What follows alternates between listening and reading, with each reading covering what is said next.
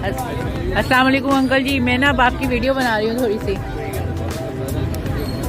Uncle जी ये कौन से वाले टिक्के हैं?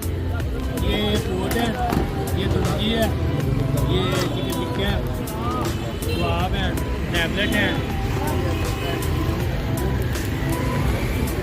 अंकल जी कितने साल हो गए थे, फिर से बता दीजिए।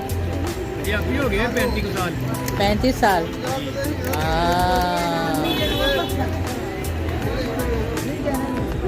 तो यहाँ बिजनेस अच्छा है अभी? हाँ जी, शुक्र है अल्लाह पाक रोटी दे रहा है। लोग तो काफ़ी आते हैं ना इधर। हाँ जी, चलें, शुक्रिया शुक्रिया अंकल जी, बहुत बहुत। वाह वाह वाह। पैक कर दें? अच्छा हम हाँ अंकल पैक ही कर रहे हैं।